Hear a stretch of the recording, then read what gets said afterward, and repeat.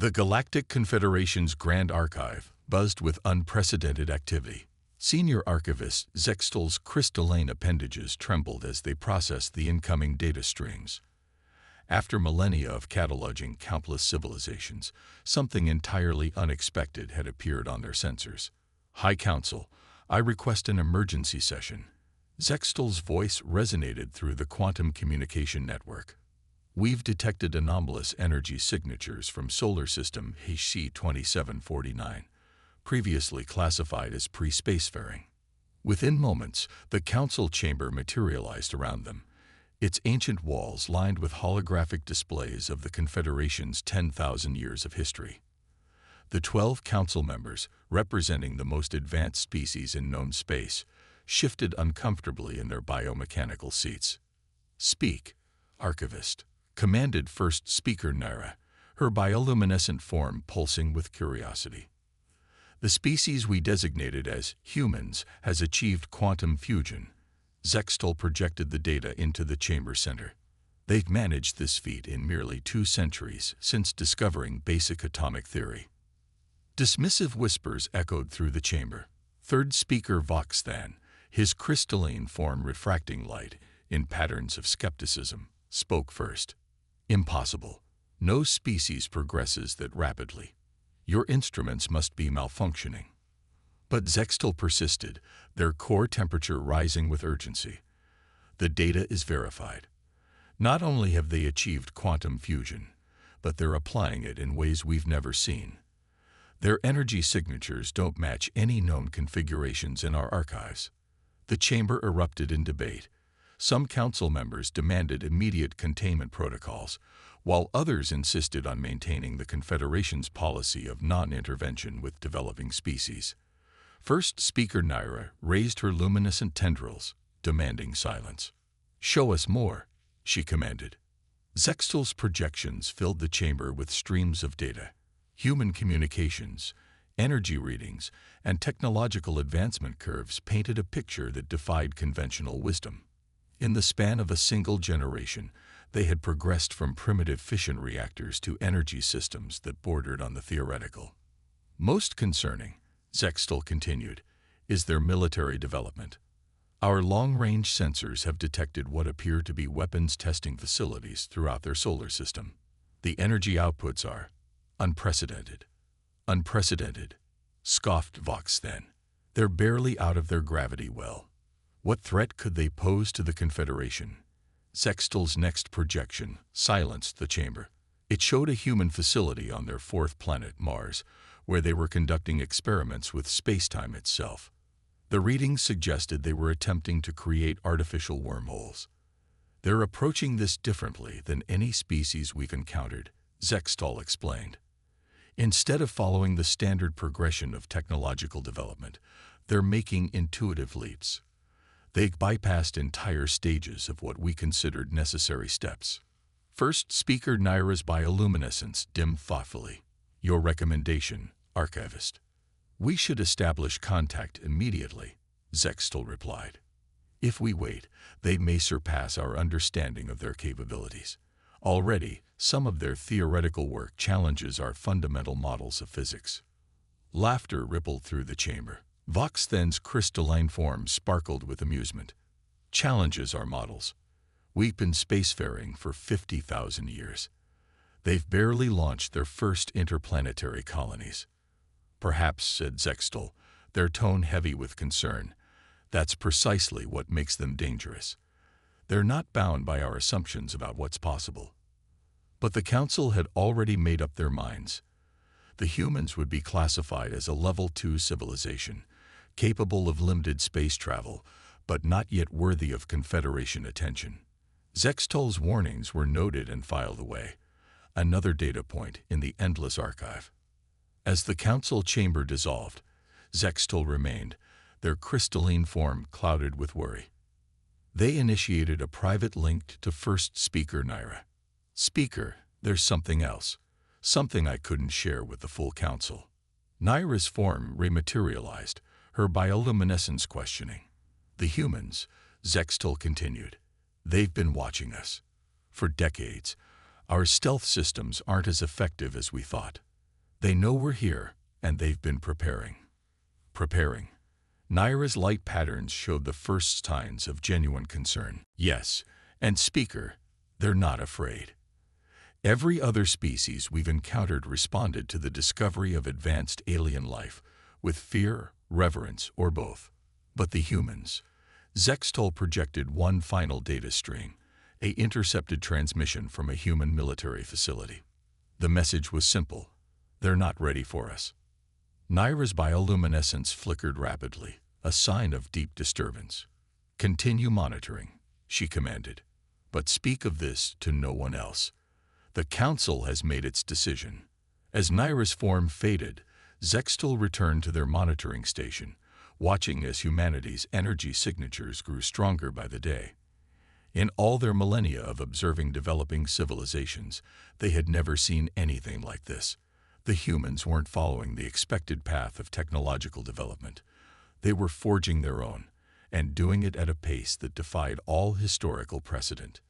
In the depths of the Grand Archive, surrounded by the accumulated knowledge of countless civilizations, Zextol couldn't shake the feeling that they were watching something unprecedented unfold. The Confederation's dismissal of humanity wasn't just an oversight. It might prove to be the greatest miscalculation in its long history. For the first time in their existence, Zextol found themselves hoping the Council was right, and they were wrong. Because if they were right about humanity's potential, the Confederation's age of unchallenged dominance might be coming to an end far sooner than anyone could imagine. Deep beneath the Martian surface, in a facility unknown even to most of Earth's governments, Dr. Sarah Chen stood before a holographic display that showed the positions of every Confederation monitoring post within 50 light-years of Sol. The room hummed with the sound of quantum processors, each one dedicated to analyzing alien communication patterns they'd been intercepting for the past 15 years. They still think we haven't noticed them, she said, addressing the small group of military and scientific leaders gathered in the command center. The latest intercepts confirm it. They classified us as a Level 2 civilization, barely worth monitoring. Admiral James Martinez, his dark eyes reflecting the holographic display, allowed himself a slight smile. Good, that's exactly what we wanted. The facility, officially designated as Deep Space Research Station Alpha, was humanity's best-kept secret. While the world's governments publicly focused on conventional space exploration and colonization, a select group of scientists and military leaders had been preparing for an entirely different future. Show them Project Prometheus, Martinez ordered. Dr. Chen's fingers danced through the air, manipulating the holographic controls. The display shifted, revealing a massive construction facility hidden in the asteroid belt. There, obscured by sophisticated cloaking technology reverse-engineered from studying Confederation sensors, humanity's real space fleet was taking shape.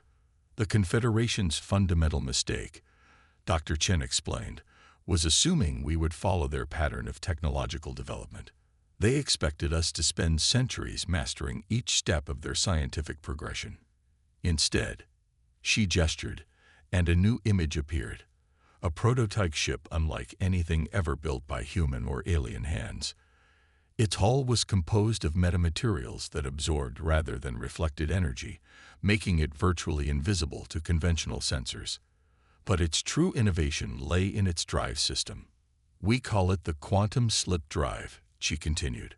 While they focused on perfecting conventional FTL technology, we took a different approach.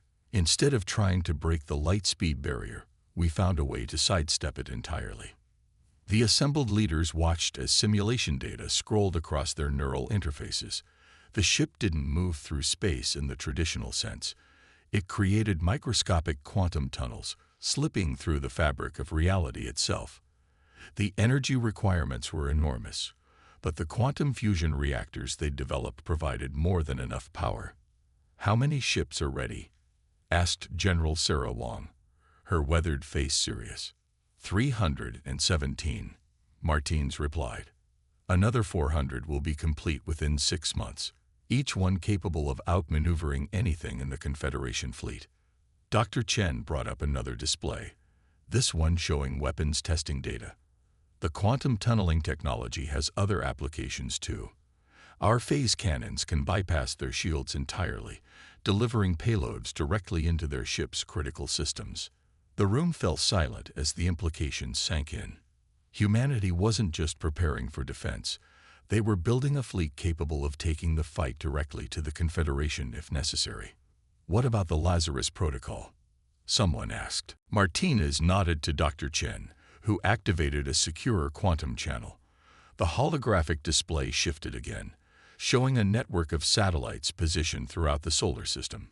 Each one contained a quantum entanglement core, linked to others scattered across human space. If they attack, she explained, we can evacuate entire cities instantly.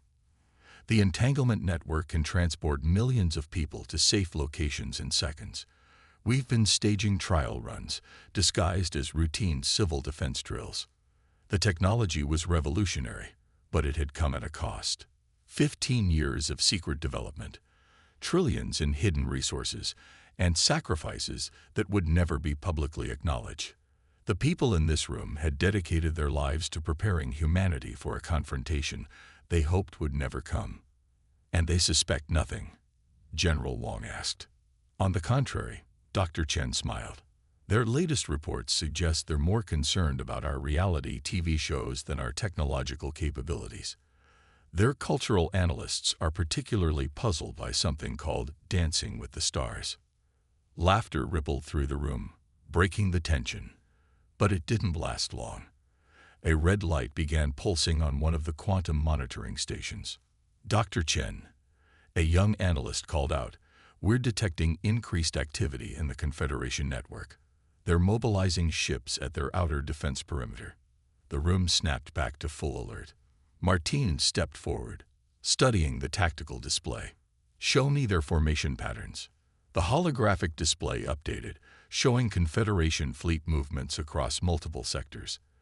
Their ships were moving into positions consistent with their standard containment protocols, the same patterns they'd used countless times when preparing to guide the development of other species. They're still following their playbook, Martinez observed. They'll probably start with a show of force, expecting us to be overwhelmed by their technological superiority. "Should we reveal ourselves?" asked General Wong. "Let them know what they're really dealing with." Martinez shared a look with Dr. Chen before responding. "No, let them come.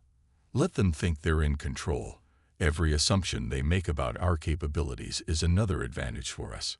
Dr. Chen turned back to her console, fingers moving rapidly through the holographic interface. "I'm implementing Protocol Omega. All ships are going dark, quantum cores at minimal power. As far as their sensors are concerned, we're still just a primitive species taking our first steps into space. Throughout the solar system, humanity's true fleet disappeared from all conventional detection methods. The massive construction facilities in the asteroid belt vanished behind quantum veils.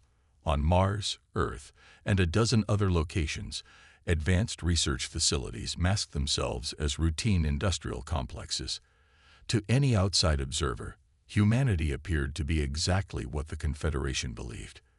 A young, relatively primitive species, barely capable of interplanetary travel. But beneath this carefully constructed facade, the most advanced fighting force the galaxy had ever seen waited silently. "Send the order to all commands," Martin said quietly. "Operation Shadow Dawn is now active. May whatever gods they believe in have mercy on them, because we won't." First Speaker Nera watched from the command deck of the Confederation flagship Eternal Light as the containment fleet dropped out of hyperspace at the edge of the Sol system. 5,000 ships, representing the largest peacekeeping force assembled in the past millennium, moved into perfect formation. Their arrival was meant to inspire awe, to demonstrate the futility of resistance to yet another young species requiring guidance. "Begin the standard greeting protocol," she commanded, her bioluminescence radiating confidence. "Let them witness the full majesty of the Confederation." The fleet's energy shields shimmed into visibility, creating a spectacular light show designed to demonstrate their technological superiority. Quantum communication arrays powered up, preparing to broadcast the traditional message of peaceful submission that had worked on countless civilizations before. But something was wrong. Speaker, the sensor officer's crystalline form clouded with confusion. We're detecting nothing. Explain.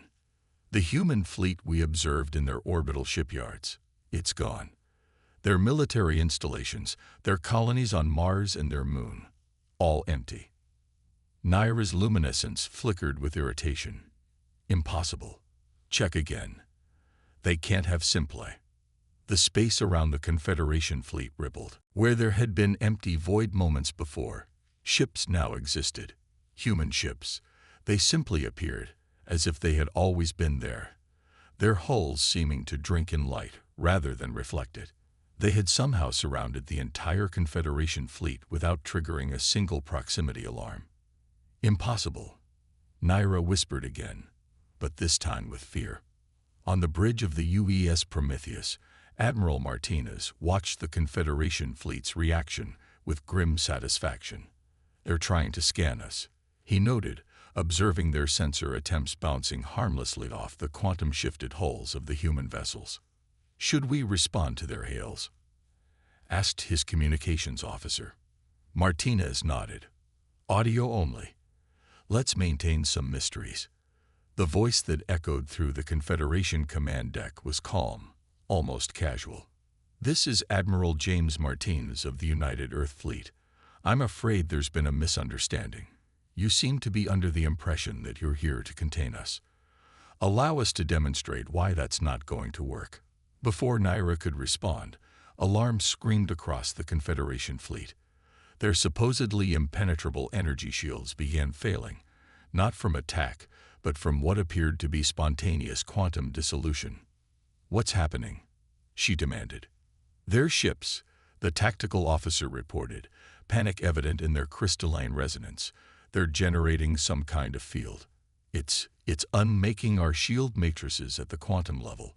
This shouldn't be possible.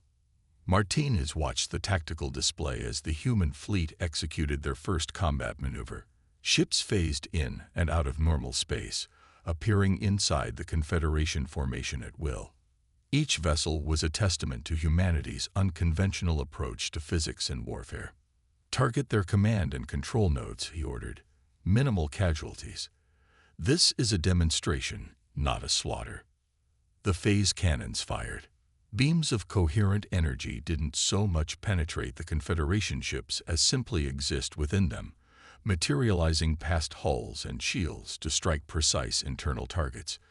Communications arrays, weapon systems, and engine controls simply ceased functioning, their quantum structures delicately reorganized at the subatomic level. On the eternal light, Naira watched in horror as ship after ship went dark. No explosions, no destruction. Just precise, surgical neutralization of every system that made them a fighting force. How? She demanded of no one in particular. How did they achieve this level of technological advancement without us noticing? The answer came from an unexpected source. Archivist Zextel's hologram appeared on the bridge, their crystalline form somehow having maintained communication despite the humans' electronic warfare. Because, Speaker, we were looking for the wrong things. We expected them to follow our path, to build as we built, to think as we think. Instead, they looked at the universe differently. They asked questions we never thought to ask, found answers we never thought to seek. A new signal cut through the chaos, a direct quantum communication to Naira's neural interface. Dr. Sarah Chen's hologram materialized before her, the human scientist's expression neutral but firm. Your mistake, Chen explained, was believing that technological advancement must follow a linear path. Humanity doesn't work that way. We leap, we innovate, we imagine impossibilities, and then find ways to make them real. What do you want? Naira asked, her luminescence dim with defeat. Martinez's voice returned, still calm but now carrying an edge of steel. We want you to leave. Return to your council and deliver a message. The Sol system and its surrounding space are now under human protection. We have no interest in conquest or domination, but we will not be contained, controlled, or guided by your confederation. To emphasize the point, a single human ship performed what should have been impossible. It quantum tunneled directly through the Eternal Light's hull, emerging on the other side without disrupting a single atom of the Confederation flagship's structure. The display of technological mastery was both beautiful and terrifying. But Naira struggled to understand. Your species is so young. You've had spaceflight for barely a century. Time, Dr. Chen's hologram smiled, is relative, especially when you understand the quantum nature of reality as we do. Now, shall we discuss the terms of your withdrawal, or would you prefer another demonstration? Throughout the Confederation fleet, crews watched in stunned silence as their mighty armada was rendered helpless not by superior firepower, but by technology that seemed to operate on principles they couldn't even comprehend. The humans hadn't just caught up to them. They had taken an entirely different path to the stars, one that made much of the Confederation's technological advantage obsolete. The age of the Confederation's unchallenged dominance was over. Humanity had announced its presence not with brute force, but with elegant applications of physics that bordered on the miraculous. And this, they all realized, was just the beginning. The Confederation High Council chamber erupted in chaos as the full implications of the Sol system disaster became clear. 5,000 ships, neutralized. The most advanced defense systems in known space, bypassed as if they were primitive force fields. And now, reports were coming in from across Confederation space of human vessels appearing in supposedly secure systems. Third speaker Voxthen's crystalline form pulsed with rage as he addressed the emergency session. They're everywhere. These humans didn't just defend their system. They've launched simultaneous operations across our entire territory. In the Centauri sector, aboard the UES Hyperion, Colonel Maya Patel watched her tactical display with satisfaction. Her battle group had just quantum shifted into position around another Confederation stronghold. The massive defensive platforms that had protected this system for millennia might as well have been decorative for all the good they did against human technology. Status report, she commanded.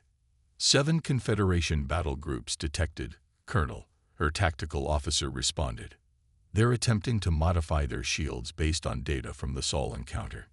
New frequency patterns, rotating quantum harmonics. They're learning. Patel nodded approvingly. Good. I was hoping they would adapt. Signal the fleet. Execute pattern Hydra. The human ships split into smaller groups, each employing different tactical approaches. Some used their quantum slip drives to execute impossible maneuvers, appearing and disappearing faster than Confederation targeting systems could track. Others projected quantum fields that turned the aliens' own defensive systems against them, creating cascading failures in their carefully engineered networks. Meanwhile, in the Orion Spur, Admiral Martinez coordinated the larger strategic picture from his mobile command center, a space station that existed partially in normal space and partially in a quantum pocket dimension. The Confederation's attempts to locate and target it had proved futile. Status of Operation Checkmate, he asked his staff. Dr. Chen's hologram appeared, her expression satisfied. Proceeding as planned. The quantum entanglement network is now complete. Every major Confederation system is surrounded by microsatellites they can't detect. When the time comes, we can shut down their faster-than-light communications simultaneously. But the Confederation wasn't going down without a fight. In the Vega sector, a brilliant Confederation admiral named Kirizal had begun to understand the patterns behind human quantum warfare. His fleet had managed to actually damage several human vessels by predicting where they would reappear and saturating those areas with exotic particle fields. They're not invincible, Kirizal transmitted to the High Council. Their technology operates on principles we can learn to counter. We just need time. Time, however, was not on their side. As the Confederation frantically worked to develop countermeasures, humanity revealed new capabilities, quantum torpedoes that could exist in multiple places simultaneously. ships that could share damage across parallel quantum states, making them virtually indestructible. Communication systems that didn't just bypass Confederation encryption, but rendered the very concept of secure transmission obsolete. In the Pleiades theater, General Wang's fleet encountered the heaviest Confederation resistance yet. Kurzweil had assembled a massive force, implementing his new anti-quantum warfare tactics. The resulting battle was unlike anything in the history of either civilization. Human ships danced through quantum space, their movements choreographed with mathematical precision. Confederation vessels fired weapons that bent space itself, trying to trap the humans in normal space long enough to land a killing blow. The void lit up with energies that defied conventional physics as both sides pushed their technology to the limit. Fascinating, Dr. Chen observed, monitoring the battle from her quantum laboratories. They're actually managing to predict some of our quantum shifts. Their learning curve is remarkable. But it wasn't enough. Even as the Confederation adapted to human tactics, humanity was already implementing new strategies. The quantum slip drives had been just the beginning. Now they unveiled technologies that made their earlier demonstrations look primitive. Colonel Patel's fleet debuted the quantum mirror system, creating perfect duplicates of their ships across multiple quantum realities. Confederation gunners found themselves firing at targets that existed simultaneously in dozens of places, never sure which was real until it was too late. Admiral Martinez introduced the quantum void projectors, weapons that didn't destroy Confederation ships, but rather selectively edited them out of reality, storing them safely in quantum stasis until the conflict's end. It was a demonstration not just of human technological superiority, but of their commitment to minimizing casualties even in full-scale war. The turning point came in the Antares sector. Kurzweil had assembled his remaining forces for one final desperate gambit. He had correctly deduced that human quantum technology required incredible precision to operate safely. His plan was to saturate an entire sector with random quantum fluctuations, creating a space where human advantages would be neutralized. It was brilliant strategy. It might even have worked if humanity hadn't already moved beyond quantum manipulation to something even more profound. As Kurzweil's fleet initiated their quantum storm, Admiral Martinez gave a single command: execute Operation Looking Glass. Throughout the sector, reality seemed to hiccup. When it stabilized, the human fleet was unchanged, but every Confederation ship found itself operating under slightly different laws of physics, laws that humans had written specifically for this moment. How? Kurzweil demanded, watching his quantum storm dissipate harmlessly. How is this possible? The answer came from Dr. Chen herself, broadcasting on all Confederation frequencies. Because you still think of reality as something fixed, something to be manipulated. We learn to see it as code, and code can be rewritten.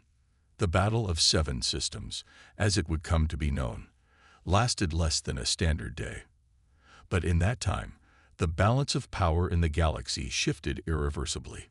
The Confederation, which had guided the development of countless species for millennia, found itself outmatched not just technologically, but philosophically.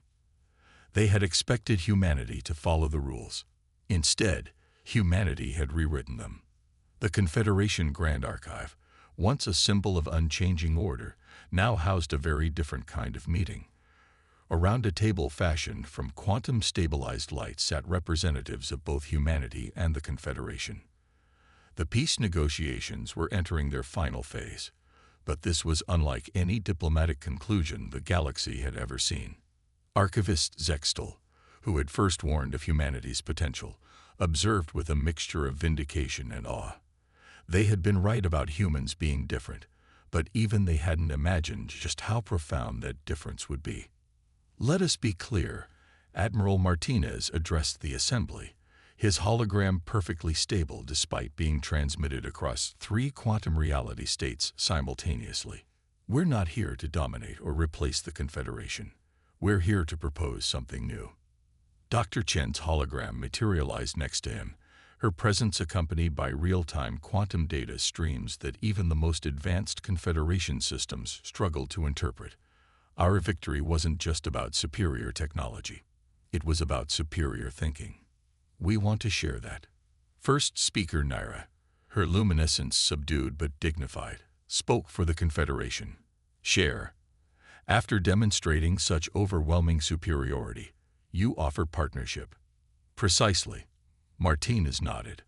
Because that's the fundamental difference between our species and yours.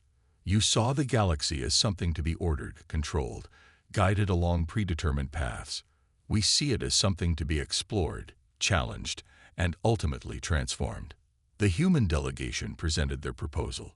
It wasn't a peace treaty in the traditional sense. It was a framework for galactic cooperation that would fundamentally change how civilizations interacted with each other and with reality itself. The quantum technology we've demonstrated, Dr. Chen explained, is just the beginning. We've glimpsed possibilities that would benefit from the Confederation's experience and stability. Different paths to the same destination. Understanding the true nature of existence. Around the table, Confederation representatives watched in amazement as humans demonstrated their latest breakthrough. Not quantum manipulation, not reality editing, but something even more fundamental. The ability to perceive and interact with the underlying structure of the universe itself. We call it the universal interface. Chen continued, as the air around them, filled with strings of pure information. It's a way to see the cosmos not as something fixed and immutable, but as something we can all help shape and improve. Admiral Kirizal, invited to attend due to his innovative resistance during the conflict, leaned forward with interest. You're suggesting we could all learn to do what you do, to manipulate reality itself. With proper training and safeguards, yes, Martinez confirmed. But more importantly, we're suggesting we could all learn from each other. Your civilization has accumulated wisdom over millennia that we could benefit from. Our fresh perspective could help you see new possibilities in that ancient knowledge. The proposal was revolutionary. Instead of a hierarchical system with the Confederation guiding younger species, humanity proposed a collaborative network. Each civilization would bring its unique perspectives and abilities to the table, working together to explore the true frontiers of existence. But the risks, Naira began, are considerable, Chen acknowledged. That's why we're proposing the Quantum Ethics Council, a joint body to oversee the responsible development and use of reality-altering technologies. No single species should have unchecked power to rewrite the laws of physics. The implications were staggering. Humanity hadn't just defeated the Confederation. They were offering to help transform it into something entirely new. A civilization that combined the wisdom of age with the audacity of youth. There will be resistance, Zextal observed. Many will fear such dramatic change. Fear of change, Martinez replied, is exactly what held the Confederation back. You were so focused on maintaining order that you forgot to ask why that order existed in the first place. We're offering a chance to remember what it's like to question, to explore, to wonder. As if to demonstrate his point, the human delegation created a real-time simulation of possible futures, quantum probability streams showing the potential outcomes of their proposal. The Confederation representatives watched in amazement as countless possible realities unfolded before them, each offering different paths to advancement and understanding. This is what we offer, Chen said softly. Not just peace, not just technology, but a new way of seeing everything. A future where we all contribute to the greatest exploration humanity has ever undertaken, understanding the true nature of reality itself. The chamber fell silent as the implications sank in. This wasn't just the end of a conflict. It was the beginning of something unprecedented, a fusion of human ingenuity and Confederation wisdom that could reshape the galaxy in ways neither civilization could achieve alone. Naira's bioluminescence brightened as she made her decision. We accepted the role of guiding younger species because we believed we knew best. You've shown us that perhaps the greatest wisdom is acknowledging how much we still have to learn. The agreement that followed wasn't just a treaty. It was a commitment to a new kind of civilization, one where the barriers between possible and impossible would be challenged not by single species, but by all sapient beings working together. As the delegates dispersed, Zextal approached Martinez and Chen. "You could have simply conquered us," the archivist observed. "Why offer partnership instead?" Martinez smiled. "Because the greatest human trait isn't our technology or our adaptability. It's our ability to imagine better futures and our determination to make them real." "Besides," Chen added, her hologram flickering with amusement, "the universe is too interesting to explore alone." Above them, through the quantum-enhanced viewing field, the galaxy spiraled on, unchanged yet somehow different. Humanity had arrived on the galactic stage, not as conquerors or subjects, but as catalysts for a transformation that would reshape civilization itself. The age of rigid hierarchy was over. The age of infinite possibility had begun.